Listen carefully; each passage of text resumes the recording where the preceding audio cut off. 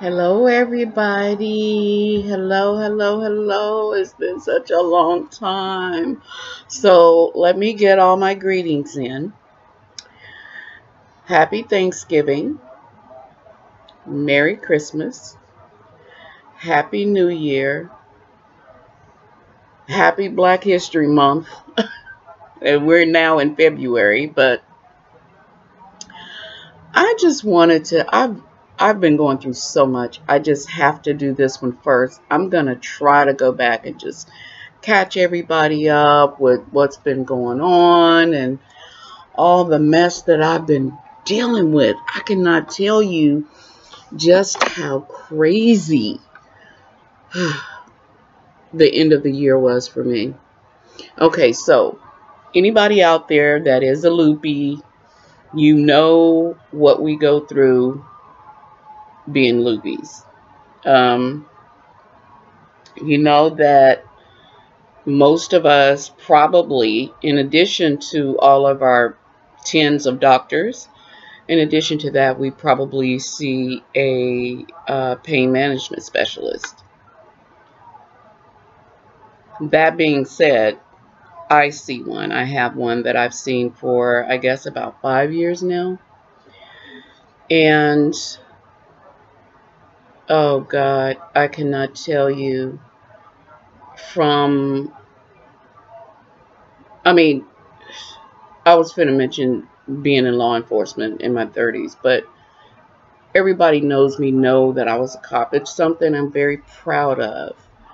And then after I left like a municipality, I went into law enforcement and Homeland Security, which everybody knows what that is. It's TSA. And I enjoyed my time at TSA. It was fantastic. I had great bosses. I got to travel to different airports, and you know, it was, I have no complaints. But even aside from that, when I was just an admin assistant, when I was a coordinator for a beer company, when I was a office manager, when I was in publishing and managed a publishing department, I still would not have been in this situation. Okay, I'm telling you now, for 5 years I've built a rapport. You know, she's my doctor. I've built a rapport, relationship, or whatever with her.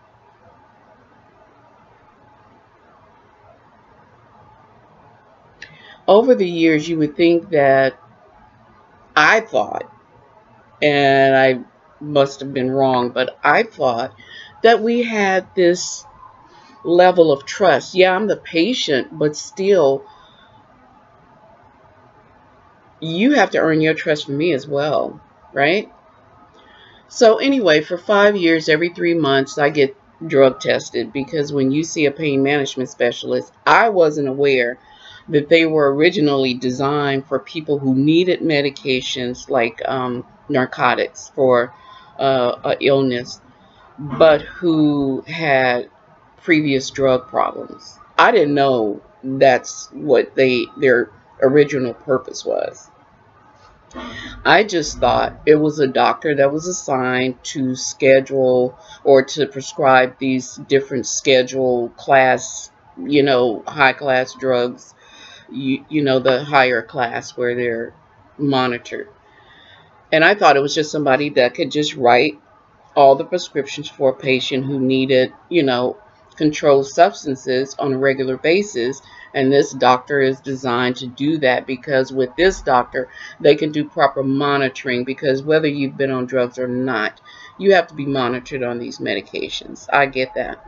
But I just thought that it was, you know, that was what it was for. But, you know, 5 years and every 3 months testing, and I never had a dirty UA. And then all of a sudden one day I have a dirty UA, And it wasn't dirty. I say dirty, but it wasn't an illegal drug. It was also a controlled substance that was coming out positive on my urine test. Okay, so backtrack all the way back to the first time it came up dirty, which was probably, I want to say the end of July, 1st of August, 2016, somewhere around in there. And my doctor said, and that just so happened to be the day my daughter went with me. And my doctor said, oh, you know, because when I go once a month to her, and she always, when I have drug screenings, she always says, oh, okay, so you tested positive for morphine, you tested positive for oxycodone, and those are the ones that she prescribes to me. So she always just mentions it, so that's good, you know. Or if she says you tested positive for morphine but negative for oxycodone, and I'll say, oh, I ran out day before yesterday or something like that. So never had any problems or whatever, right? So she gets this one back and she says, oh, you tested positive for morphine, you tested positive for oxycodone, and then you tested positive, no, this test was positive for morphine, negative for oxycodone, and positive for, oh God, I should have wrote it down before I started.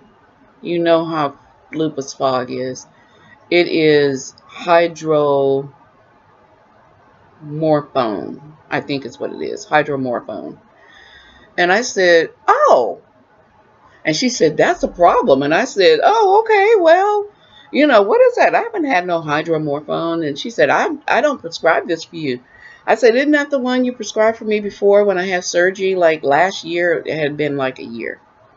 And she looks back, she goes, oh, yeah. She said, well, you can't be taking those. I said, but they're my prescription. I said, I didn't knowingly take one. I may have had one that I put in my little pill sorter by accident. I said, but I don't take those. I said, I don't take anything but, you know, what I prescribe, what you prescribe for me every month.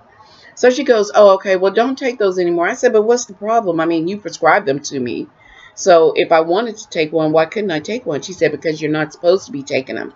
She said, if you didn't use them all, she said, you just save them for when we need them again. But you can't take those, even though I prescribe them, you can't take those while I'm giving you these. And I said, oh, okay. I said, well, you know, like I said, I didn't know I took one. It was an accident.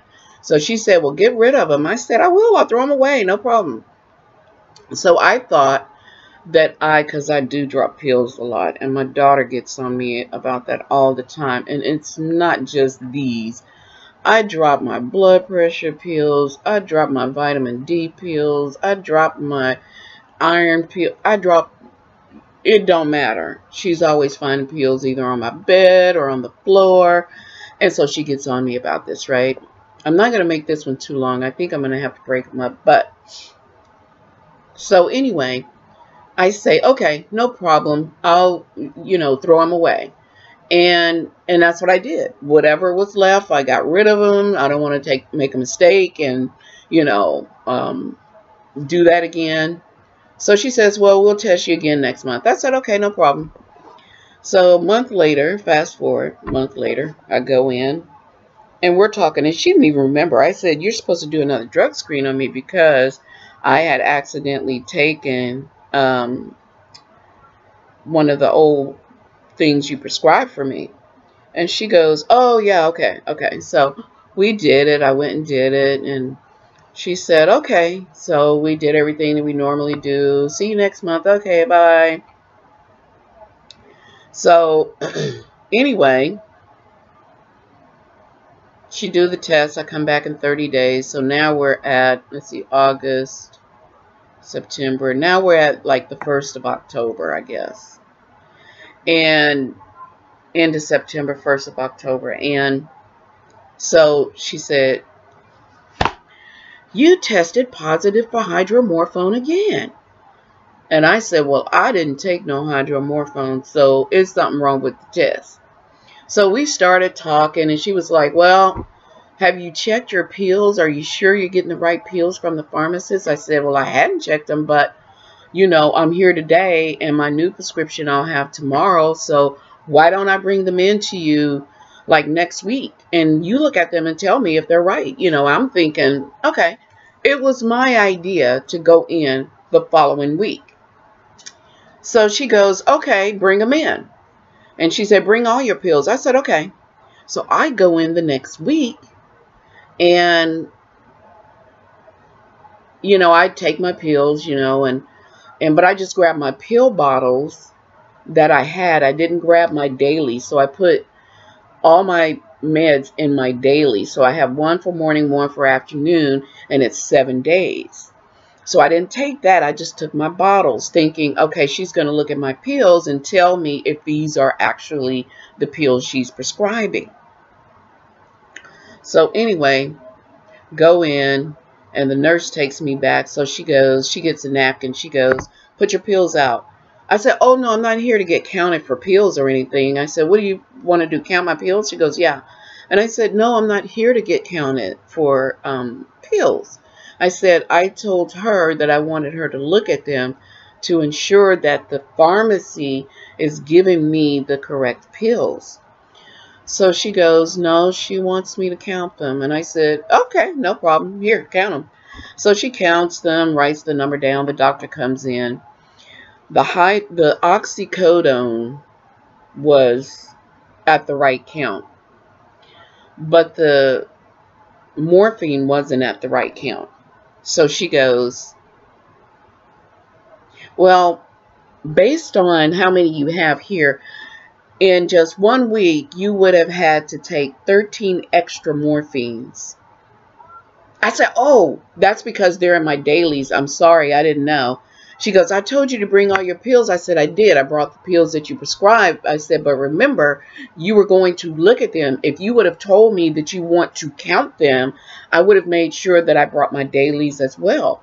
And she looks at me kind of side-eyed, and she goes, well, come in, bring them in this week. And I said, I'm going out of town tomorrow. And I was supposed to go to St. Louis to meet my sister. And my sister and I, she lives in St. Louis. We were going to drive to Oklahoma, go visit our dad's grave, go see her mom, because we're sisters on my dad, through my dad, go see her mom, and then go and see our brothers and sister and our stepmom that's up in the panhandle of Oklahoma. So she goes, like, she's looking at me like I'm making excuses.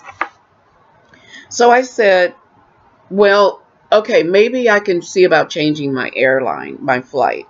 And she goes, okay, so when can you come in? I said, let me just see. I'll call you. I'll just make an appointment for next week. If I can come in before then, I'll just come in before then. So I'm trying to figure out how I'm going to change my schedule. But keep in mind, my son had passed. I still have his ashes. And we were going to have my son a memorial at the gravesite and inter him next to my dad. So I'm trying to rearrange all this stuff, and I've already confirmed things and all this stuff. And so anyway, I just said, okay, I just texted my sister, don't ask me why, I'll explain why later, but I'm going to have to move the trip out by a week. So I'm thinking at this time it's just going to be a week. Okay, so I'm at 13 minutes. Should I stop now? Because it really gets good. I'm going to start another one. I'll be right back. I promise, right back, 2 minutes.